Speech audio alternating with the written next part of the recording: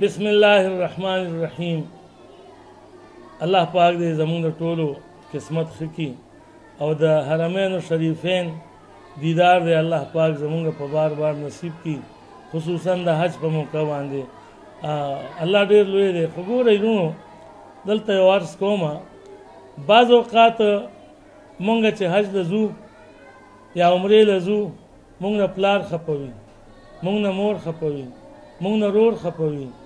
نو داسې چل دی، داسې طریقه ده چې د الله رضا کول لځي او د الله رضا چې چا په رضا کې پټه ده هغې تا نه خپوي.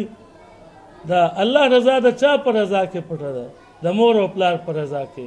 د مور او پلار متعلق د نبی علیه السلام وینا مبارکه ده چې د الله رضا د مور پلار په رضا کې ده، وسخطه فی سخطه، او د الله ناراضګي د مور پلار په ناراضګۍ کې ده.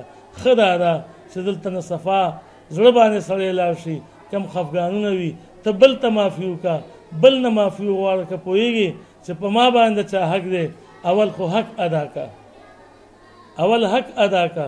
چې حق دې ادا کو نو تا دپاره به اوس حج یا عمره فایدې سبب وګرځي.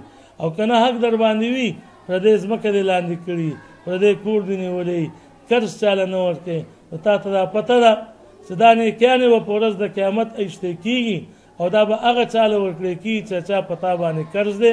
نبي علیه السلام مفلس هم هغه سړي ته ویلي دي چې هغه سره نیکیانې ډېرې وي خو په ورځ د قیامت په ده قرضونه هم زیاتي. نو د قرضونو خلاصولو دپاره خو ورځ د قیامت یوم الجزا ده، دنه به الله نیکیانې اخلي، بل له به ورکوي. هسې نه دا ستا نیکي د بل نه شي. نو نیکي خپلولو دپاره ښه خبره دا ده چې متعلقه کسانو نه معافي وغوښتلی شي او دغه رنګې پردی حق ادا شي، او نه جنګ جګړې نه په لاره کې. ځکه چې حج خو د امن شی دی. ومن دخله کان آمنا، ته د امین ذات کور ته ځې چې هلته کې تا ته امن حاصلیږي، او د امن په ځای کې سړی جګړه کوي، نو دا خو د مخالفت سبب شو او دا مخالفت دی.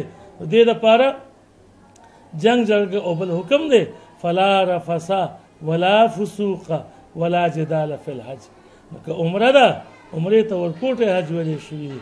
که حج دی نو حج خو دی، نو هلته کې یو بل سره جنگ جګړه کول، یو بل سره فساد پیدا کول په لاره کې، عملي سره د جیاز عملي سره، دلته په هوایي اډه باندې عملي سره ډېر په ښایسته انداز کې وخت تېرول پکار دي.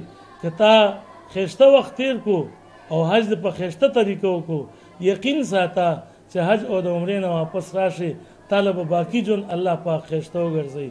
او که هلته دې فساد کړی، او ګوره بعضې ټایم کې په لاره کې شی پروت وي، هغې نه به ځان ساتئ. بس پروت دی نو پروت به یې مې اوچتوه، حکومت پوه شه او د هغه شی سنبالول پوه شه، هغې دپاره بېله عمله ده. پردی شی دی یا په بد نیت دې چا نه یو شی وستو، غلا دې وکړه، نو غلا په عبادت دوران کې غلا، دا خو به ډېر ظلم وي.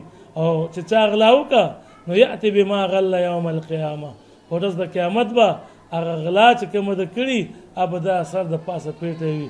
نو حج د امن شی دی، د سکون شی دی. الله دې وکړي چې حج او عمره مونږه یا زمونږ وروڼه چې څوک ادا کوي چې ډېر په ښایسته طریقه باندې وشي. آمین. واخر دعوانا ان الحمد لله رب العالمین.